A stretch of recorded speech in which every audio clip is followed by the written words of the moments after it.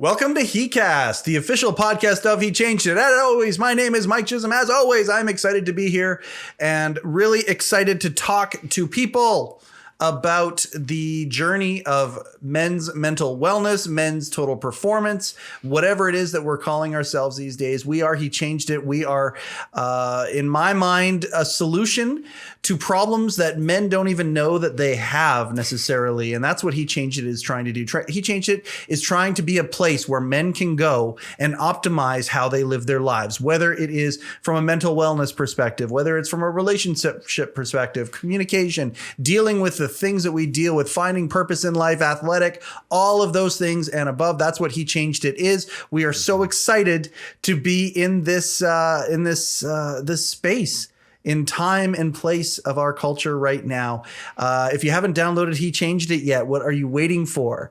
Download HeChangedIt. Go to HeChangedIt.com. You can check everything out. Download it for your Apple device. Download it for your Google device. And if you haven't shared or subscribed to the podcast, what are you waiting for? Please subscribe. The subscribe thing's important to the powers that be when it comes to podcasting. If you could subscribe, we'd appreciate it. If you could share it, we'd appreciate it even more. And just come and join us on these journeys of these amazing conversations with amazing people. Today, of course, is no different. We've got an amazing guest today who is, again, one of these guys who is allowing me to kind of take advantage of our personal dynamic. Corey and I have been friends for quite some time, and I'm really excited that he is willing to open up a little bit today about where he's at. He's writing a book. So, some of the things we talk about right now are going to be a bit of a preview. We're probably going to do part 2 and maybe even part 3 of this conversation with Corey around the time of his book launch. But at the end of the day, Corey Hilton's been in my life for almost a decade now. One of the interesting things that came up immediately when I was introduced to Corey and we got introduced in sort of a business setting was that he was a former dancer, not just dancer. He's not a Baryshnikov. He's a former, he's more Magic Mike than he was Baryshnikov. This is we're talking about a guy who was an exotic dancer for a long time, and not just an exotic dancer, a very highly decorated one, Mr. Male Nude BC at a certain point. And I mean, he went down to the States and toured around and was part of the biggest organizations when it came to male exotic entertainment. There are a lot of folks who would look at pictures of Corey in their 20s, a lot of guys who would look at that and go, that's exactly what I want. That's what I want. They would see the life that he had and say, that's the life I want to live. Well, let's hear from the guy himself right now to find out, was it all it was cracked up to be? Corey Hilton, thank you for letting me take advantage of our personal dynamic and you being willing to open yourself up and talk about this. Talk about where you were. Yeah. What you've been through, but more importantly, because I think it's safe to say that you're more grateful now than you were then at 51 now? Yeah, I'm not a spring chicken anymore, my friend. That's for sure. And you're more grateful now than you were then. For sure. And first off, I'm just going to say I'm grateful for being here right now. This is cool because the reason why I think this is super cool is really because the whole purpose of my book to start with started off as a biography because I was like, oh yeah, this insane story. And you got a lot of them. You got a lot of crazy shit you've been through. Lots. But I mean, at the same time, those are just stories, right? And that's just a perspective from me.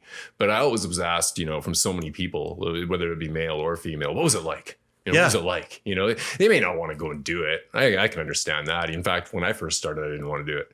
But when it came down to it, they kind of want to know just the feeling of what it was like, not necessarily to actually go full Monty. What was it like to be So it's an interesting thing to hear the storyline, but then the biggest part to me now in this last year with this ever-changing, shifting world that we're dealing with in COVID times was that I just really wanted to provide more value. I wanted to make more of an impact than just writing a bunch of stories about, because I mean, life is filled with, to me, life's about relationships and building memories and all those great things. But if you can't, to me, I just want to make an impact, right? I would rather not be just known as that guy that did that, but just hey, what was the shit that you went through? Yeah. And how the hell did you get out of it? Right. Yes. And so a lot of mine was self-induced. I'm not going to pass the blame off on anybody. A lot of the stuff that I dealt with after I went through addictions, divorce, when I went through like, you know, the career that was not going to last forever, right? Like there's, you know, when it comes to that kind of industry, I never wanted to be that guy, so to speak. The guy, well, you know. I'm going to ask that question right now.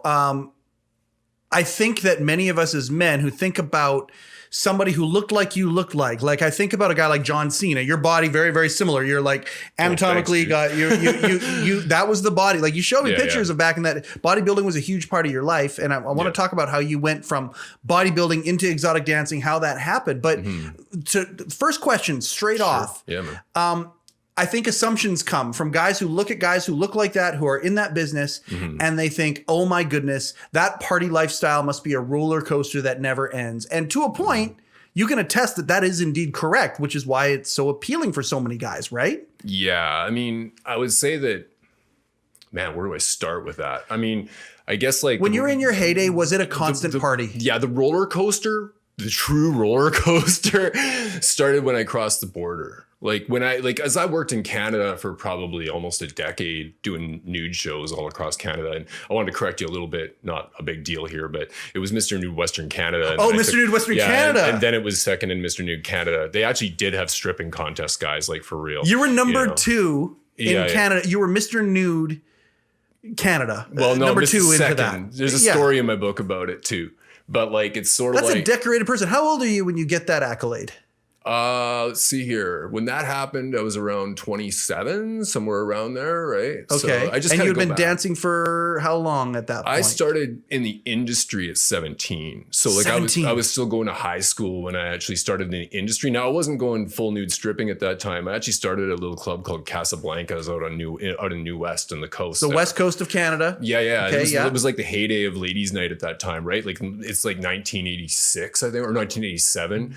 And you know, like there's the lineup all the way up the street, all these girls trying to get into the club. There's like, and it's one of the most popular bars in BC at that time, right? So I kind of walked into this situation. As a 17-year-old kid. Yeah, yeah. Did someone see you in the gym at one point? Like, how did this happen? Well, yeah, this is kind of, let me back it up just a second. Like, I guess like where it kind of started originally is like when I was a little kid. Yeah. I was kind of telling you about this. When I was a kid, like I kind of was trying to always be the entertainer. Even when my parents would have company over, I'd be in my bedroom and they'd have people in the kitchen, a few friends over playing cribbage or whatever. And I'd be running back and forth between my bedroom and the bathroom naked, just trying to get a rise out of them. Right. Cause I thought it was great to get emotions out of people. Right. Like that was an addiction to me right from the get go. You wanted to elicit an emotional response. Yeah. Laughter. Yeah. Whatever. People, it was, entertainment. Right? You wanted to entertain people. And that carried from that age of 5 years old or whenever it was right through to the very end, like to the very last show I ever did was all about getting emotions out of people.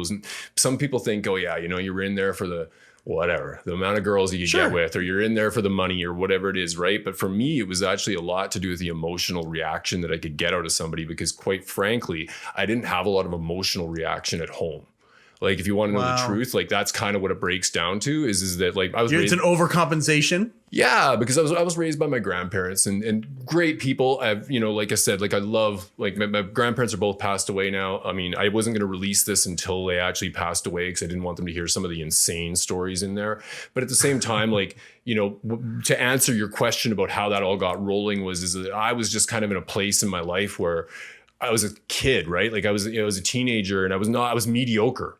And I hated being mediocre. Like I still can't stand being mediocre. It drives me nuts. You wanted to stand out. You wanted to. Yeah, like I want to make more of an impact, right? Regardless, even if that's just doing that, right? Like I wanted more out of life. So there was this one girl that I was really into in high school, and I thought, oh my God, like I have no chance with that girl. Right. I talked myself right out of that right away. Like I used the ultimate 4-letter word can't and just, talked myself out of it. But the only way that I could actually have any chance to me was exterior. It was never interior, right? All I did was work on exterior. So I'd go in the gym and train. I'd take like classes in high school. You weren't a natural bodybuilder. Like you weren't like genetically this, like you went to work on it.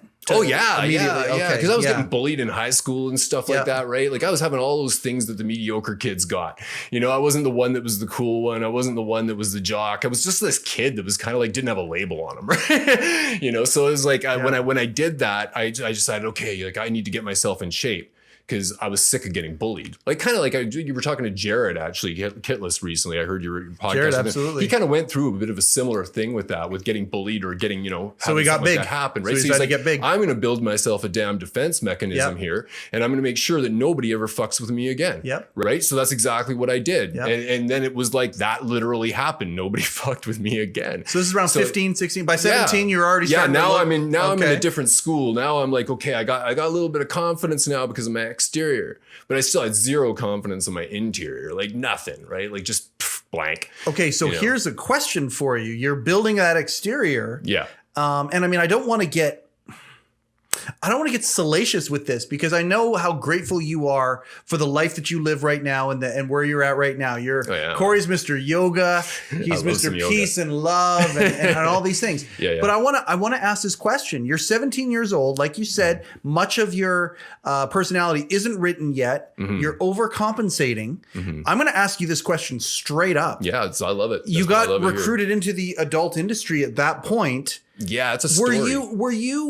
Were you exploited in that? Did someone take advantage of these things that you were missing and said, okay, I'm going to fill in those gaps by writing this part of the story? Or is this something where like take me through that? You're 17. Man. How does this happen? Yeah, it was 100% me. I don't pass that on to anybody. Like nobody took advantage of me. What it was I was sitting there, this mediocre kid in high school. And I'd been in the gym for like a year. Yeah. And working out, I stayed at the same weight for a year, lost a bunch of body fat, turned it into muscle, ended up, I'm at the gym working out and I'm hanging out with I'm leveling up now. I'm hanging out with all the older kids, people, right? Okay. I'm trying to learn from them. And a lot of those older people that I knew in high school, they were already in the gym, right? Like those are the ones that I hung with. Cause it was another defense mechanism, right? I was sitting there going, I don't want to deal with this bullshit I've been dealing with. So now I'm going to go ahead and build myself. I'm going to hang around with the people that build themselves. Hang out with a posse of big guys. So I'd go right up to the biggest guy in the gym and be like, can I work out with you? And he'd be looking at me like, yeah, right. And I'd go in there and do it. And then we just go through the motions. And eventually, like anything, if you're hanging around with people that are in that growth, even now, right? Like you surround yourself with great people, you're gonna grab some of that off of them, and the success leaves clues, right? Well, and success leaves clues. Who you surround yourself with are the things that rub off on you, and that's food for thought for anybody. So, we talk about watch your associations and things like that. Mm-hmm. A lot of folks look at that and go, "Oh, that's passé. That's what." That's what religion teaches, or that's what whatever it teaches. But it's true.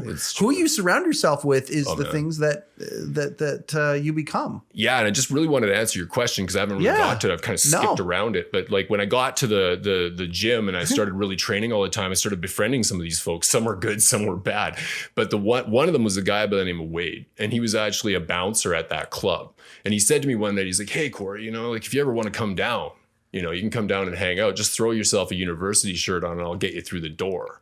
So of course I'm thinking to myself, this girl that I saw in 8th grade homeroom that I really, really, really like goes to that club every once in a while. So now I'm like, I have this motivation that's outside of myself to go and kind of be in that environment, right? Maybe I'll have a chance one day, kind of thing, right? Do you think that guy looked at you and said, here's a young, good looking guy. He's got a decent body on him. That's what we want in our club, and we want to do that. Or was he just? He was just a friend. He just wanted me to come down and hang out. Yeah, because he had a lot of the people that I had in high school. Kind of, there was a few others that he kind of said, come on down or whatever, right? So you can get us through the door. But what happened in that process was this is so crazy. So I come in at like 7:00 at night. The club's just opening. Sure. Like there's not a soul. Nobody there. Yeah. Right. But I'm all nervous, and I'm like, I have to get there early because I might get Well, you're 17, whatever, right? I'm freaked out, right? Yeah, I gotcha. So I show up there, and the guy that's the manager, he comes up, of course, because I'm the only one in the bar. He's like, "Hey, man, how you doing?" I'm like, "Good." And he's like, "Oh, I see you're going to school." And I say, "Oh, yeah, I'm going to school." And he's like, "Oh, cool." He's like, "Are you looking to make a little extra income by chance?" And I was like, "Depends on what you're talking about." And he's like, "Well, go ahead." Just famous last words. Yeah, he goes to go ahead and take your shirt off. So I wheel my shirt off in the bar because there's nobody there anyway. And he's like, "You're hired." He's like, and I'm like, "What am I doing?"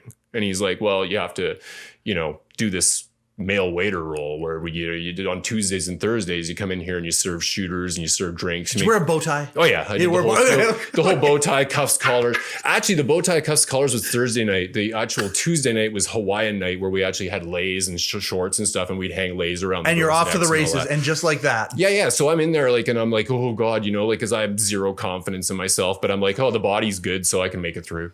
Right. So I was leaning on the body, right? Like right from day one, I was leaning on the body all the time. Right. So I would go in and I'd go start doing this. And then, it's kind of like you do this. We give away a bottle of champagne to the loudest girls in the house after we do a little choreographed dance routine. So it's just learning how to do those little things. Right. But then eventually what kind of happened was I was working ladies' nights. So what was I seeing there? I was seeing a bunch of male strippers that were coming in there doing their shows. And honestly, Mike, I'd look over at those guys and I'd be like, there's no way in hell I could ever do that. And like, I just want to, without getting too graphic. Yeah, feel free, man. They're full nude. Mm-hmm.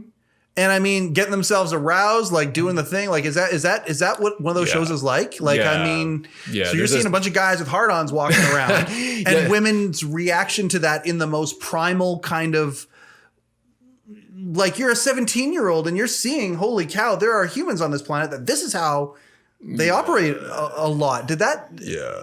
That's quite the mouthful. It was a weird, pardon the pun. No, it was, but I mean, realistically, it's kind of like, I did say there's no way I could do that, because like I was looking at that and going like, not just because of the tie off thing. And that's something that, by the way, guys, the tie off thing. Okay. If you didn't realize that's the way that guys actually in Canada, like, make their stuff look like it does when they take their gear off. What we had to do was we take an elastic band and you have to go backstage and get erect and then basically wrap an elastic band around the base of your, and of all your gear. Right. And so you're out there doing your shit and you're uncomfortable because you have this elastic band on you. So every time, like, for all you ladies that have been to ladies' night and wondered, oh yeah, this guy's like doing such a great job and it's such a turn on for him. Yeah, no, it's not a turn on for him. Yeah. It's not a turn on for him at all. Well, yeah, you're like, a performer in that regard. Like, that was nice about going to the States, because I never had to do that ever again after I went to the States. So that's just, okay, that's just a Canadian thing. That's just a Canada thing, right? It was a requirement through our agency. You had to do tie-offs, and then you had to be able to do gay bars as well. Okay. So like for me, I'm a straight dude, but I'm not homophobic in the slightest, especially after I did gay bars. But I'm just saying, but it's, right. But all I'm saying is like all those fears, all that fear of the unknown, right? Like it's always about fear of the unknown. What's going to happen if I step in there? Am I going to come out the same way? Like if I compromise myself in some way, am I going to come out the same way? So I learned from the master. Like I learned from like, oh, I'm diving too deep into this. But anyways, I learned from like the Elvis of stripping in Canada. Like he was my mentor. So it was like when I learned from him, I learned that certain situations require domination. Certain situations require you to just do stuff that's really outside of your comfort zone and pretend to be something that you're not, right? So like I was acting the whole time that I was on stage. Active via faith, totally, and faith acting will be given to you. Yeah. But the irony is that I always thought, right up till this year, I always actually thought inside my head, oh yeah, you're not egotistical, Corey. You're not egotistical. You leave all that shit on the stage, don't you? Yeah, bullshit. I didn't leave all that shit on the stage. And when was the last time you danced? 43. So I'm 43 and you're 51 now. Okay, so you said up until this last year. So you've gone through this. What I'm talking about figuring this out. No, that's what I'm saying. That's what I'm saying. So you've spent 8 years kind of deprogramming and going through some of this stuff. And I mean, we're going to get to that. Yeah. But we're way early in this story. When did you meet Elvis? At what point did you meet your mentor? You know what? I'm not going to mention his name. No, that's fine. That's what we'll call him, Elvis. Yeah. He's just an incredible person that I haven't seen for a lot of years. And, I got to give, I wish I could actually, because I just don't want to end up saying something that, but at the same time, like, for him, like he was like an older brother to me at that time, like in a weird way. Like he actually, like he was the one that sat there and said, okay, we have to design you a show. We have to design you like a good name. So what's your favorite movie? And I was like, Roadhouse. It's great. I love that movie. And he's like, oh yeah, okay. Well, Dalton, that's the main character's name. Let's go with Dalton. And you're a big guy. So like, we have to give you something that's big, we got to give you something that's a presence. So it's like Dalton Strong. Yeah, Strong. Let's go with Dalton Strong. So in 5 minutes, we make up the name. In 10 minutes, we make up our first act, right? Like, so I make up this act for the Terminator and, all this stuff. And it's just one of these cheesy acts. And I put together a voiceover for it. And that was kind of weird in its own right. But like, it's just kind of like, all of a sudden, like I went from being this male dancer to being at the first club that I ever did a full nude show at. And guess what? As soon as I walk out on stage, I noticed that there's like 5 or 6 girls from my graduating class in high school waiting for me to do my show. Wow. And they had no idea that it was you? They had no idea it was me. No idea. Okay. What was that reaction like? And did you talk to them afterwards? Or? Actually, no, I didn't. But the thing was like, I was just deathly afraid of like taking it all off, and you didn't really have to take it all. Like you had to take it off, but you just wear a towel, and then you had to kind of like just do one full 360 and show what you got, and then you could throw the towel back on, right? Okay. So it wasn't like I'm just walking around the club serving drinks naked, right? Right. It was more of just like I had to do it. It was a requirement, right? So I do that, and but the funny thing about this story, and you know what, you guys can laugh if you want to. I don't care. It was painful as all get up when it happened. I'm just going to tell you straight up. Oh no! But like we don't want to laugh at your pain, buddy. Yeah, but it is funny in a way. I'm lucky that I didn't lose something. But what happened was I went backstage and I was like, and my mentor there, he was telling me, okay, like this is what you have to do. You have to wrap this elastic around there, and you have to do it 3 times. Well, here I was, Mr. Nervous, thinking, oh, I got to keep this the way it is to go out on stage. So I wrapped it 4 times. And then I'm like out there and we got cringing going on in the background. Yeah, right. And so I go and do this show and I come back and I snip this thing off, and it's just like my head hits the roof from the pain, and like I'm numb for the next 2 days. Like I couldn't even feel it. Oh my God. Nothing at all. Right. Like, I mean, they nip dogs' tails off that way. Right. And I'm sitting here thinking to myself, yeah, you just did that to your, what? So it's kind of like, that's crazy. It's just crazy. So like, this is your life. Yeah. So like, I mean, these perceptions, just so you know, guys, if you think I was living this awesome life for everything, it was like, yeah, feel my pain a little on that one. And it wasn't the first time. My whole Mr. Nude Western Canada story, that's a whole other feel my pain. Okay. Well, let's get to that. So how long are you at the club before you're Mr. Nude Western Canada? You're there for 8-9 years. Like you're honing a craft, literally. Yeah. Honing a craft through this process. Yeah. Like what happened was I actually worked at that club and I did nude shows for quite a while before I did contests, right? I had a few failures in contests because I was always trying to be Mr. Original and doing things that were like really outlandish. Like goofy? Yeah. Not even just so goofy, but just like I was Were you really ever an alien?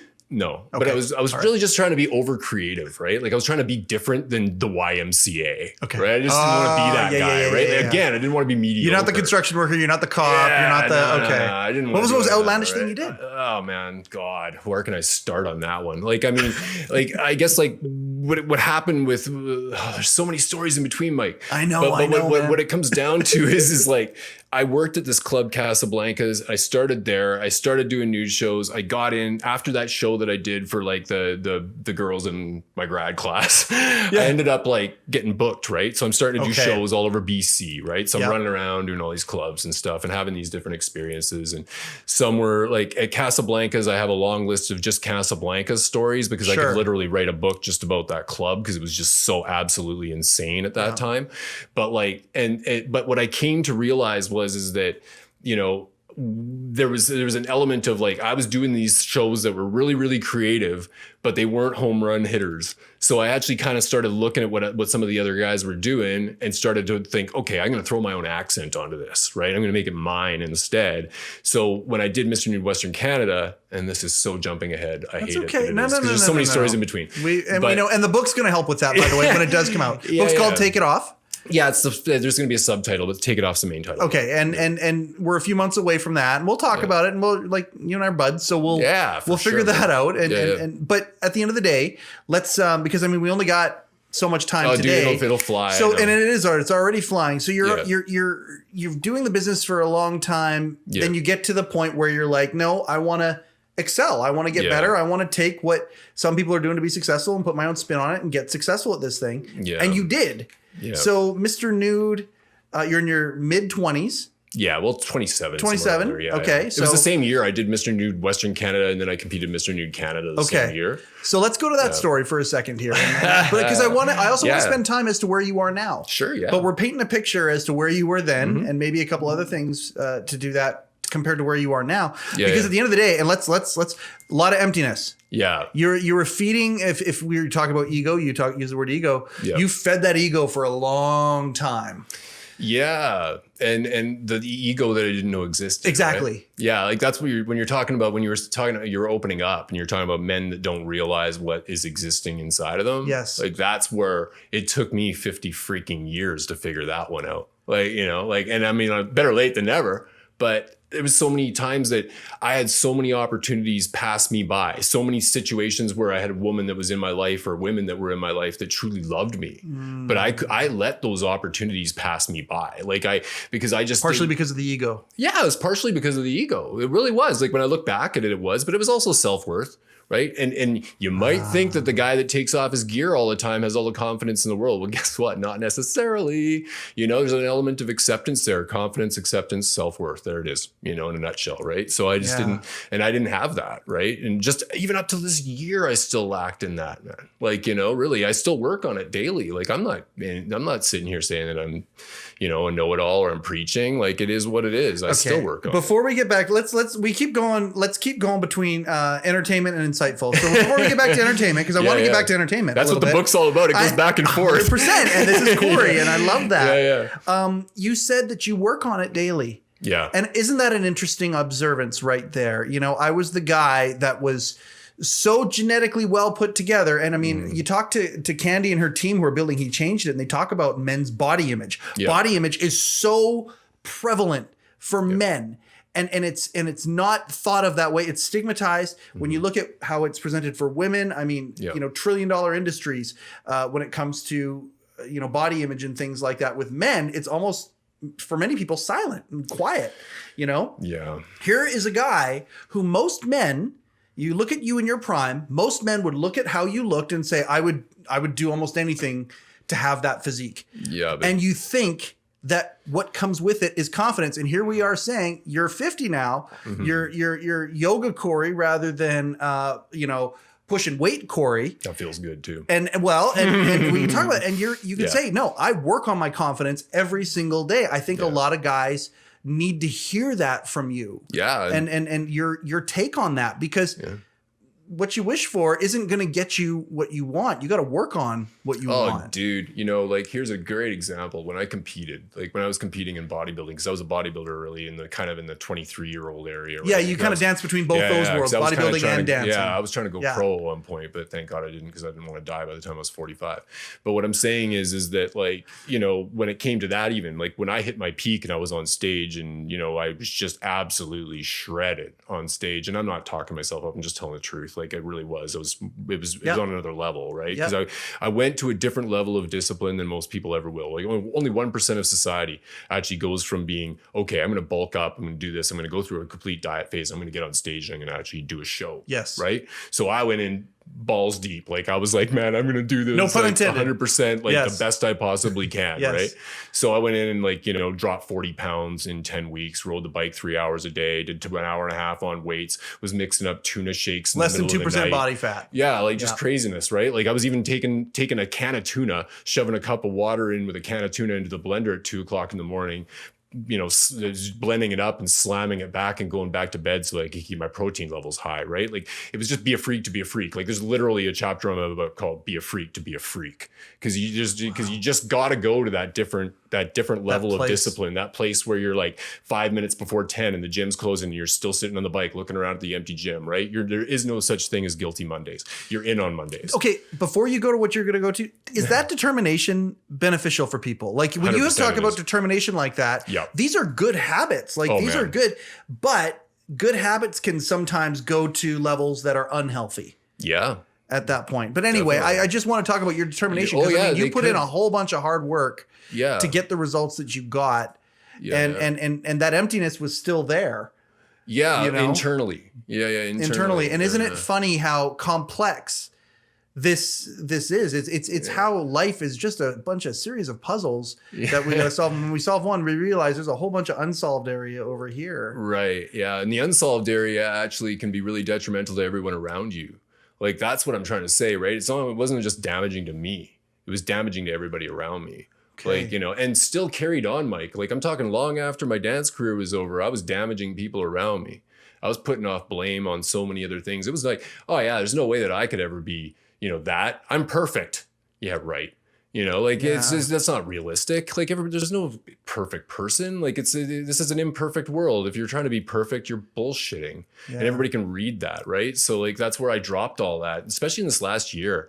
I was just like, you know what? I'm not selling to anybody anymore. I'm serving now, right? I know I can provide an impact. I know I can make a difference. I know that there's a person out there that was sitting on that ledge like I was when I went through my divorce, and I was sitting on that ledge. Okay, like I'm talking like I was looking down. And I can get into that, but I could be here for the next 2 days talking about it, because like there was a turning point after I went through to a divorce from my wife of 8 years, basically, where I thought the whole world was crashing around me. Guess what? The world was still moving on, buddy.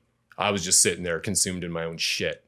And I sat there and consumed my own shit for years and years and years. And again, like, it's one of those things that you have to be able to, if somebody hands you the frickin' scissors, cut the frickin' cord, you know? And if you don't stand there with the cord in your hand crying about it, you know, because you're just wasting your frickin' energy. That other person's already moved on and you're sitting there still thinking about it. I know it's easier said than done, but guess what? Everything's easier said than done. Well, you talk about making a decision, and you have made many decisions that have led you to some of these crazy adventures that you've had. And I think you sell yourself short a little bit, because when I got to know you, you were a guy already that knew you wanted to help people. Yeah, but I'm humbled now. That's what I'm trying to say, right? Yeah, I feel you. Yeah. Like I'm not saying I'm selling myself short. I'm just saying I've been humbled by humiliation. Like in a lot of ways, I feel like it's like that's part of like humiliation, not in a way like, oh, I exposed my body to the world. No. No, that wasn't the humiliating part. Yeah, that part was actually kind of good. That part was exhilarating. The humiliating part was the part where it was like, okay, wake up. This is who you really are. Oh man. Right? Like it's not, you can put all that stuff that you've had from generational lack, if you want to call it that. You can put that off on your family. Like you can put that off on everything else. But at the end of the freaking day, that only happens if you give somebody permission to do that to you. Right? Like I gave people permission to keep me in a weird way. Like I gave it permission to stay locked up inside my head, is what I'm saying. I was a prisoner in my own mind.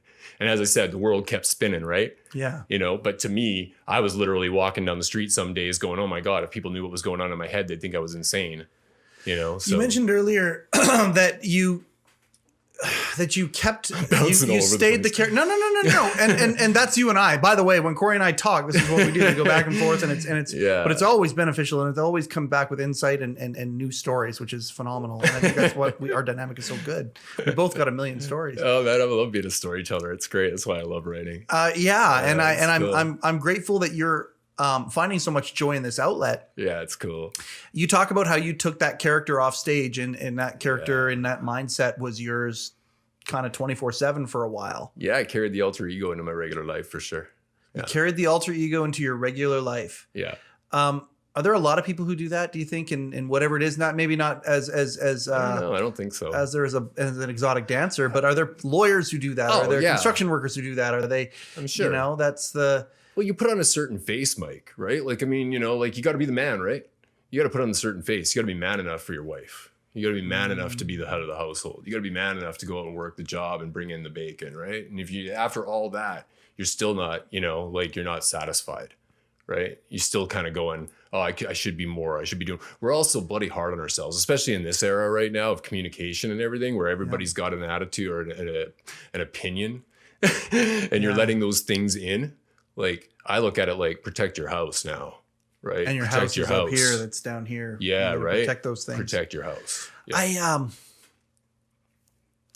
There are so many places, like you say, that we can go with this. And so, but I want to talk about that there for a second. I mean, I don't know if you and I actually have talked about this. Yeah, sure. The idea that he changed it is actually like the way that he changed it looks at where it's going is going to be a worldwide kind of thought leader, a worldwide place where men can go and work on themselves. Yeah. And one of the things, and to the point where we think big, and the founders want to take the phrase "man up." You talked a lot just there about manning up and the traditional definition of what manning up is. Yeah. And really how toxic it is. You know, got to man up, got to do this, got to do that, got to do this. Yeah. You know, like that bravado, and how He Changed It literally wants to take the phrase man up back. And what manning up really is going to be is taking responsibility for where you're at, doing the introspective work that needs to be done, and being present and living in the moment and not letting those characters, whatever they are, those ego driven behaviors rule us. But instead, it's okay to cry. It's okay to show emotion. It's okay to do that. And the introspection and the work, that is what manning up truly is. That's a truth you've discovered personally. Crying's powerful. Like straight up, it's powerful. People, I was like, oh my God, dude, you were crying? No. You're releasing that, right? Like that's powerful. To me, I look at it now like I shed a lot of tears for a lot of years. Pardon, the whole rhyming thing. But I'm just saying, like I really kind of did. You're a showman, brother. I try my best. Don't expect anything really crazy though. But I'm just saying. It's kind of like, I felt like a lot of the time I definitely wasn't man enough. And especially even after I went through my divorce, like I was trying to, get back into different relationships and stuff. And I had multiple failures through that. And that was a lie you were telling yourself that you weren't enough. Oh yeah, for sure. Right. Or even girlfriends, right? Like, maybe they wanted me to be able to tell them certain things that made, I don't know, like almost like, you need to put me in my place sort of attitude. There's some girls out there that like that sort of stuff. So I was kind of thinking that, but it wasn't about that. It was more about me being more of a man, me being more accountable for my shit.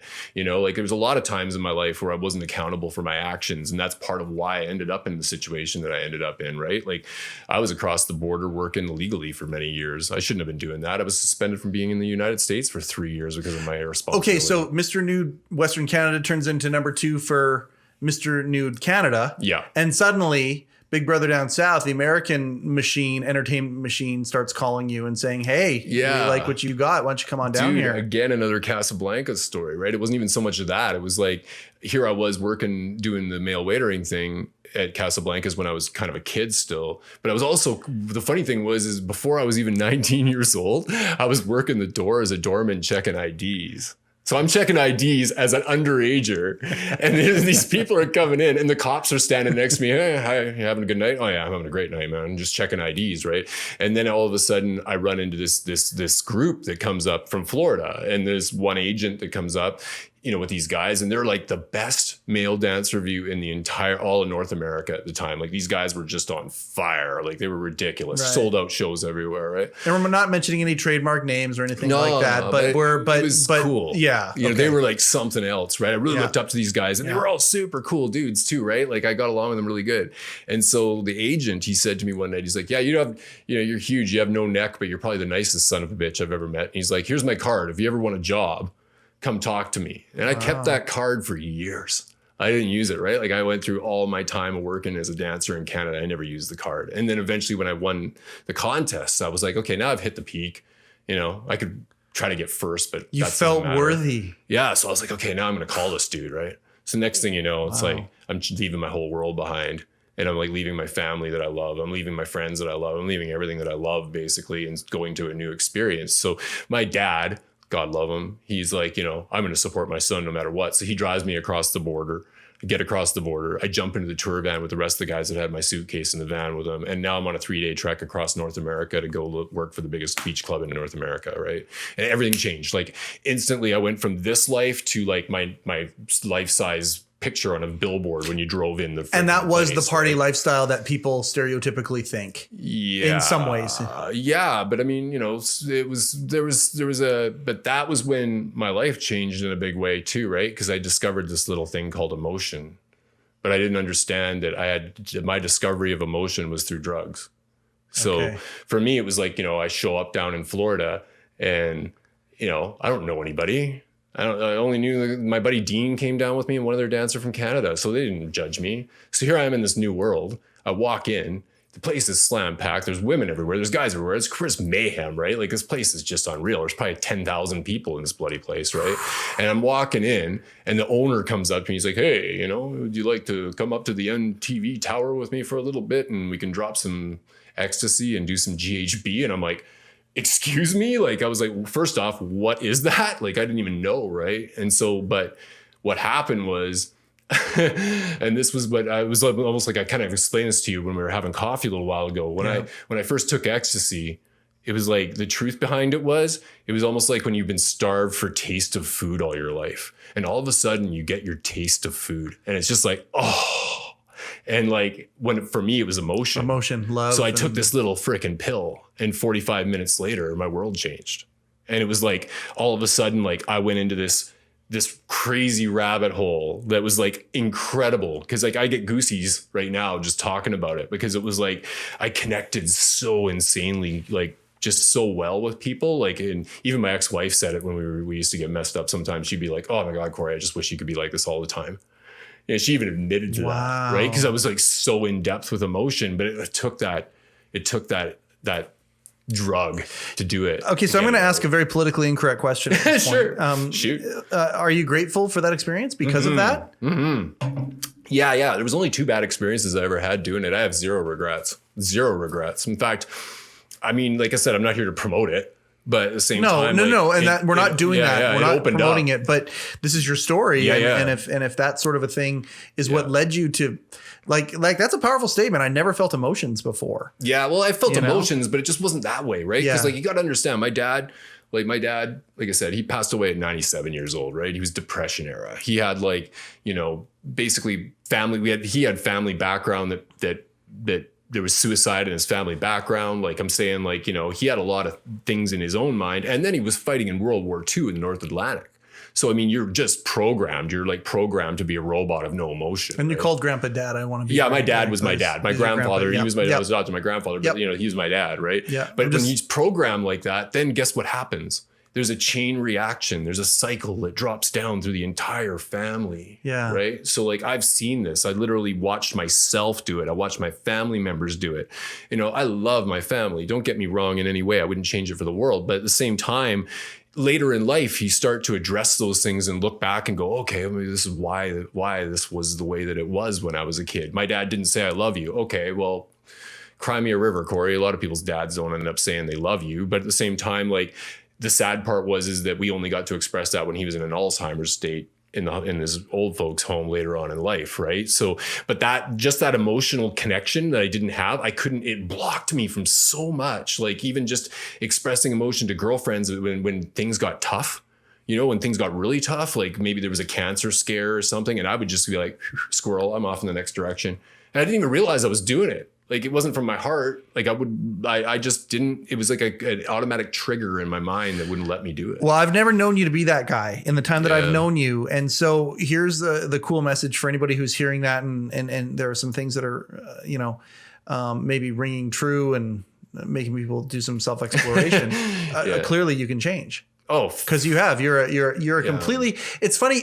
I like to listen to Corey tell stories because the stories they're entertaining and they're outrageous, but they're almost from a different world because they are not you now. Yeah. You know what I'm saying? Like you're almost a guy who is a master storyteller telling stories about things that happened to somebody else because you're so not that guy now. You are one of the most loving guys and you do care. Like I look at your smile right now and you just like emotion. You love emotion and you love connection and these things. Yeah. But the way you got to it was holy. Oh yeah. Crap, I skipped around it. Oh yeah. Yeah. I skipped around it hard. I hate. I told you time is slippery. Dude, how much time we got left? Dude, well, we're already nearly 45. I knew this was going to go a little long. I know. It goes that fast. Yep. But I do want to, before we get to part 2 and 3 and all this stuff, this is a good, you've got a relationship. We're going to have you hanging around within in the HeChangedIt world and things like that. And I just appreciate you. I want to ask you what it is that you love about HeChangedIt. And then I'm going to ask you about women and then we're going to get out of here. But when you heard about what my wife and her team are developing with HeChangedIt, what was the thing about it that attracted you so much to it? Because you got excited about it and you love what it is that they're doing.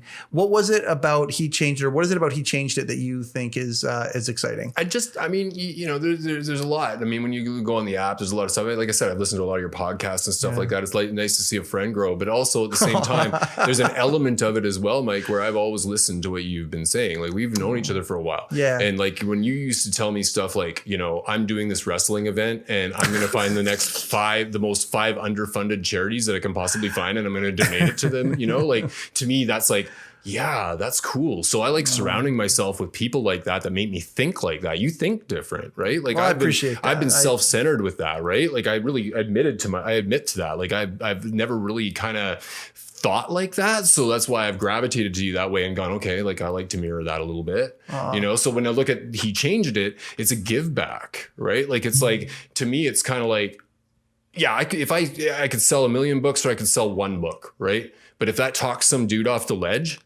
you know, where he's thinking his life's over because all this shit happened, and basically, you know, he's thinking that, you know, there's no outlet. Guess what? Even the dude that was out there doing that career that everybody thinks is like so incredibly awesome, which was incredibly awesome at times, but it had some major pitfalls. Even that dude ended up sitting there looking down off the ledge. And I mean, I'm talking like I was on that fucking ledge, and I'm serious, because like there was an element at that time when I was sitting in this cabana up in Dilworth, actually, in the middle of, like, it was in December and the snow was falling and my whole like life had fallen apart. I'd lost my dog, I lost my cat, I lost my house, I lost my wife, I lost my truck, I lost everything that I had. Okay, like I was living out of a fucking bag, right? So you get stripped down, take it right off. You get stripped down, nude again, but not in the good way, right? So then now I'm like, okay, where do I start? That's a good way to strip your ego off pretty quick, right? So it was kind of, but I still didn't drop it. Like I still kind of had this mentality of not being man enough, right? So it's just Dalton Strong was still in charge. It's still stuck around, right? So yeah, He Changed It has been awesome for that, right? Like I that's nothing that I would rather be doing right now. Joe Rogan could want to bring me on his podcast right now, and it wouldn't make as much sense as this makes sense. Oh my God, you're killing me by saying that, but yes, it would. If you get on Rogan, you get on Rogan. Yeah, just put a good word in for us, okay, buddy? That's all I'm saying. Yeah, I'll pass it on to Joe. God, that me was and him have thing. coffee this weekend, dude. Yeah. And I feel the same. I feel the same about you, and I appreciate the fact that when we get together, this just rolls the way it does, and I appreciate the journey that you are on. I love it. It inspires me. I know it inspires others, and your book is going to be incredible as it comes out. We're gonna take the Monica story. We're gonna do that next time, okay? Yeah, that's cool. Because that's still unfolding, and I want to paint a little bit of a picture. Yeah. You know, you talk about the relationship you have with your ex-wife. Things went off the track. We'll talk about that another time. Sure. But the path that you're on right now, you have, you know, after years of estrangement, she's my ex, you know, whatever, you've kind of reconnected and have this beautiful dynamic where you have repaired, and between you and her have repaired things that would be considered damage to one's heart or whatever, right? But I mean, boy, oh boy, has it ever affected you in a positive way since you guys have been talking again. Yeah. I'm proud of you for that, as your friend and as somebody who, you know, you appreciate me. I'm super, super proud of how you're going and doing that. Yeah. But I do want to ask you about your men these days. We've never been under more scrutiny as to how we treat women, how we view women. Yep. You have an extremely unique, from most people's perspective, you have a very unique perspective on what you have seen, how women behave, how women treat men. Like you've got a different perspective on it. Yeah. It comes back to actually, like, some people read my book and they'll just sit there. They'll probably be sitting there just shaking their head, going like, "Dude, how could you have done that?" But to me, there was too many love at first sight moments in my life, right? Like there was like a lot of those, like, but that must be an occupational hazard with what you did for a living. But at the same time, like, you know, that was just because, like, I was like, the heart was literally right here on the sleeve. So like, but I was exterior in my head all the time, right? Like I was always like building my exterior. So what was I looking for? I was looking for exterior, right? So like the girl in 8th grade class, it was exterior. Every girl that I looked at that I fell in love with at first sight, it was exterior. But there was a difference when I met my ex-wife. That story is like none other. And we even both admitted it recently after 15 freaking years of not being together and only speaking to each other maybe 4 or 5 times. We actually came to this realization that there was an accountability on both sides of the coin, and it wasn't like Corey sitting here blaming her for all the things that she did wrong. There was a reason why she did those things. And I was the one that was the reason. So like when I look back on that now, it's very, very refreshing because it's almost like that weight came off my shoulders and now I'm like, okay, yeah, you fucked up, dude. But at the same time, like that love at first sight moment is a hard act to follow when it came to my ex-wife. Like and we both kind of admitted that. Like I love that she's in a good relationship and she's doing well and everything. Like I'm truly happy for her in that regard because she deserves happiness. Well, and she's happy for you and the breakthroughs that you're having. Like that's such a beautiful thing that you guys can come to that. Yeah, it took closure. A long time. Sure. Yeah, but when you go back like 15 years later, like who does that? Like when you've been out of a situation you don't even communicate for 15 years and you had this wild, crazy relationship that was based on like it was really truly like because I was lacking in so many other areas. Like I focused on addiction to drugs and sexual addiction. So like and the combination of ecstasy, being addicted to ecstasy especially in a psychological way, and then also on the side of it with the sexual addiction, I was like, I can satisfy anybody sexually. So I was like, that was my attitude. I'm not saying that, but that was kind of my attitude. No, right? I get you. It wasn't about the sex. It was about seeing the girl the next morning laying there like completely freaking satisfied. That was like that. The next morning was what it was all about. It wasn't the actual But event. It wasn't a hunger that could ever be satisfied though. No. And that's the thing. And I think that's where the puzzle that is Corey Hilton and guys like Corey Hilton, I think is so compelling to people is that so many men think, oh my God, that's the optimum. He's living the dream. Yeah. But in reality, it's no, you still got to do the work. If you got that, which you think is everything, right? You still got to do the work up here. You still got to do the work here. Otherwise, even something like that, which you think are your dreams coming true. Yeah. Well, when you don't do it, the 7-year itch comes into play when you don't do it. That's what it breaks down to is it's that 7-year cycle. One person's going to grow faster than the other person. And I was growing in one way. She was growing in another way. They were both not really the right ways. But, when you're from 2 different worlds and you're all based off of sex and drugs, there's only so long that can last for, right? And I'm not saying it was all based on sex and drugs. Truthfully, no, I get you. She was probably she gave me the purest form of love of probably any woman I've ever had in my life. But I threw it away, right? So like I threw it away. Like when you have somebody that's been neglected and you neglect them, like you're literally like lighting it on fire. Yeah. And I did it to her, right? Like I admit that fully. Like she was there, but she wasn't there. Right. Like I was too consumed in my shit. I appreciate the fact that you're able to say that so easily. That I did that. I admit I'm owning it. And I mean, you've learned how. And I'm not trying to put words in your mouth. I'm saying this as your friend who's observed. You've learned how to own things in ways that I think anybody would find beneficial, even though the idea of owning stuff many times makes us afraid and makes us want to just go back away and we hesitate. Yeah. But you're on the other side of owning it, saying, oh my God, is it worth it? It's freedom. It's essentially freedom. That's why I named the book the way I named it. Honestly, Mike, comes down to it. Like you come into this world, you're naked when you come into this world. When you end this world and you're going off to the next freaking world, if there is one, you're going out naked too. And it ain't that damn bad to get naked when it comes down to it in the middle. Because when you actually do that, you're stripping off all those layers and you're actually accountable for all that shit. It makes you kind of go, hey, next time around, I'm going to think a little differently when I'm actually like, if I have that next opportunity. And that's a big if, because I mean, we were just kidding around a little earlier about Match.com and stuff like that. I'm not out looking because honestly, right now, I'm in bodybuilding phase right now. Like in my life right now, I'm in bodybuilding phase. You're building your life. Yeah. Like you're building your skills. You're building your heart. You're building your mind. You're building all of these things that need to be built. When I was trying to go pro in bodybuilding, I could not have a girlfriend. There's just no way. I had to be 100% dedicated. Right now, I've finished the bulking phase doing my book. Now I'm in diet phase to do the branding. And I'm working with brand builders out of Tennessee, which, hey, Rory Vaden, if you're hearing this, awesome. But I'm just saying, like, the company that actually does that, because to me, they're going to make this the most effective that they can because it's worth it. Like this to me is my one true shot at real true purpose that can expand my horizons, not just for myself personally, but to make a true impact, right? Like I get sometimes, like, I'm being kind of mellow here, but I get kind of intense sometimes when I'm doing interviews. No. Yeah, like I do, like I really do, because I'll be just like, come on, man, I feel I've seen that part. I've seen that part of you. Yeah. So, but I mean, it's not the same for everybody. I'm only telling you my perspective, guys. Like, really, I am. I mean, everybody's different. I'm not sitting here trying to say, this is what you have to do. No, but the idea, though, where you can actually say, you know what, I don't know if I'm ready for a relationship at this point because I'm not done yet. I don't know what the finished result is going to be, as I'm going through this business phase, but you're also going through it through your mind. You're also building, you're finding yourself.